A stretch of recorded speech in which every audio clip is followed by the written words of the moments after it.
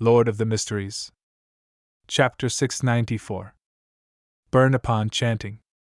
Danitz held the bronze dagger and sliced across the back of his left palm, but his hesitation prevented him from using much strength. He looked up and forced a smile. Although I've been injured many times, pain still leaves me afraid. Get to the point, Klein replied coldly. Danitz gave a hollow laugh. Ha, I'm just a little scared of pain. Just as he said that, he exerted strength with his right hand, slicing open a wound on the back of his hand with the bronze knife. The words he had said was apparently to divert his attention so that he could reconcile with the idea of pain. Blood quickly seeped out as Danitz immediately put down the dagger. He dabbed some blood on his right finger and smeared it across the dark brown cover of Grozel's Travels. After finishing that, he held his breath, waiting for a change. Suddenly, he saw a snowflake the size of a goose feather. Strong winds howled by his ears, and immediately, a biting chill wildly drilled into his body. Although Danitz was mentally prepared, he was still alarmed. He instinctively looked around to confirm where he was. He realized that at some point in time he had left the captain's cabin of the Golden Dream. He found himself in a land of frost wrecked by a blizzard. Due to the extreme environment, he couldn't see into the distance at all. He couldn't even tell if he was on a mountain or on a flat plain. I've really entered a strange world. Captain is here too? Danitz held up his hand to block his face, afraid that the snow would get into his eyes. He calmed himself down and recalled Gehrman Sparrow's instructions. From his pocket, he hurriedly took out a piece of paper that had been folded into a square, and he carefully unfolded it. While doing this, he was especially afraid of any accidents that could lead to the paper tearing or being blown away. That would make him lose all hope, but thankfully, none of that happened. He saw the contents written by Gehrman Sparrow.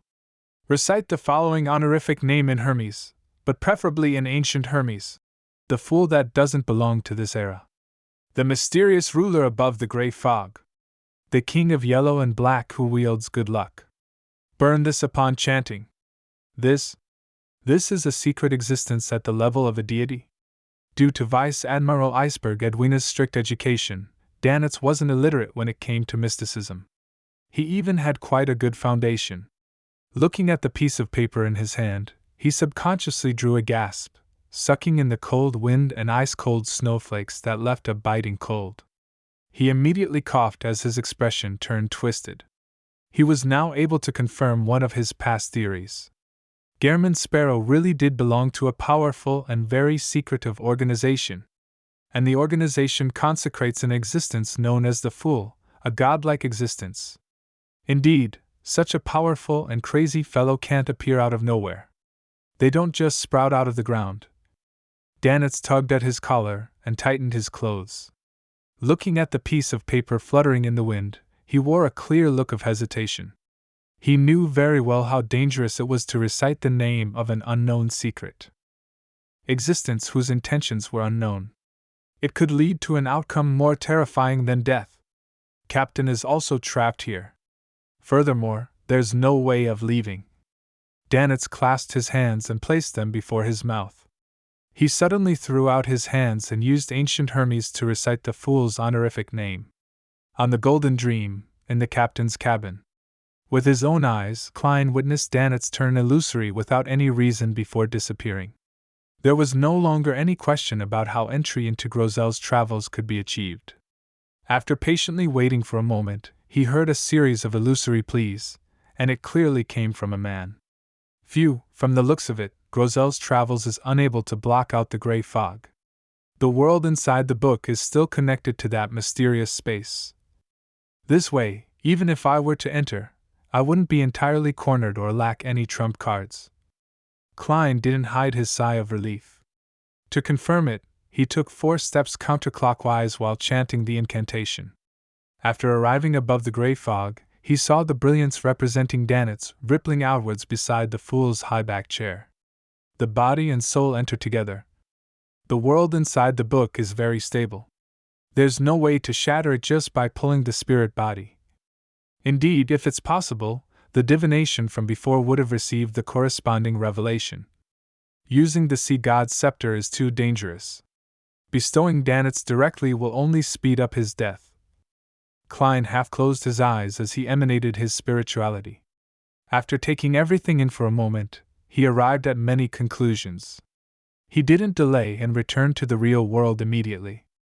Holding the bronze dagger, he wiped away Danitz's blood on it with a piece of paper. After folding a piece of paper and putting it into his pocket, he began to consider his next move. From the looks of it, smearing blood allows direct entry. This way, I don't have to worry about my body suffering any accidents. Furthermore, I can very quickly resolve the problem. But similarly, I can't be careless. I have to be careful of any other dangers.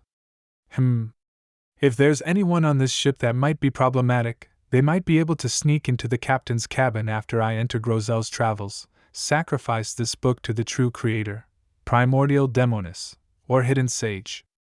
I'll be in trouble then. I'll definitely suffer something worse than death. The Golden Dream sailors mostly seem to be infatuated with Vice Admiral Iceberg. The fact that Anderson's superficial provocation was effective enough proves this. Therefore, telling them that this involves Vice Admiral Iceberg's life and getting them to watch each other so that no one enters, that will put me at ease. The problem lies with Anderson. He's the strongest hunter. He's stronger than any of the Beyonders on board this ship. Furthermore, he's good at ambushes and infiltration. There's a small possibility that he can avoid the monitoring of others and secretly sneak into the captain's cabin. His background is still too dubious, and I have no way to really trust him. I have to think of a way to get him to enter Grozel's travels with me. Amidst his thoughts, Klein flipped through the ancient book covered in yellowish-brown goatskin. He discovered that there wasn't any new content, and the story lacked traces of Danitz's existence. This is to say that one needs to successfully survive and meet up with the leads team before they will be considered a true part of the story? That will make more pages appear? Klein made a preliminary guess as he walked to the door again and opened it. Did it succeed? Flowery Bow Tie Jodson and Company asked. Klein shook his head and said calmly, Next up will be a long ritual. No one is to enter and disrupt it, otherwise, it will lead to Edwina Edwards's disappearance forever or even her death. After informing them of the main point, he looked around and directly said, I suspect that one of you here might have problems. Everyone is to watch each other. Gourmet Brew Walls instinctively wanted to retort out of habit when he suddenly saw the captain's cabin was empty. Danitz, who had just entered, was gone. Recalling the captain's disappearance, and confirming that Gehrman Sparrow was about to attempt to save her after finding the cause of the problem, he nodded and said, I'll be in charge of this matter. And they will also monitor me. Klein didn't harp on the topic. He then turned to look at Anderson Hood, who was leaning against a wall. Come in. Anderson curled the right side of his mouth as he'd sked. People not in the know might think I'm your subordinate. Your attitude is basically a role model for provokers. Despite his grumbling, he straightened his back and opened his stride before entering the captain's cabin. After closing the door and locking it, Klein turned to face Anderson. Are you interested in participating in a rare adventure? You might be able to fulfill the achievement of hunting a dragon. According to his observations over the past few days, he believed that Anderson Hood was a curious and adventurous hunter. He enjoyed learning about new things and experiencing novel forms of excitement. Anderson stared at Gehrman Sparrow's face and sized him up seriously before smiling. I'm not interested. He firmly shook his head. Following that, he chuckled before Klein spoke again. I smell danger. A highly conceited, crazy, and powerful adventurer is actually inviting me to adventure together. What does this imply? It means that it's extremely troublesome and dangerous. I thought you would be interested. This is different from how you usually act. You really can rein yourself in and let go of yourself. I'll try another threat. If it doesn't work, I'll throw this fellow on a deserted island and let the Golden Dream sail off. We'll pick him up later. As a hunter, survival on a deserted island shouldn't be difficult for him.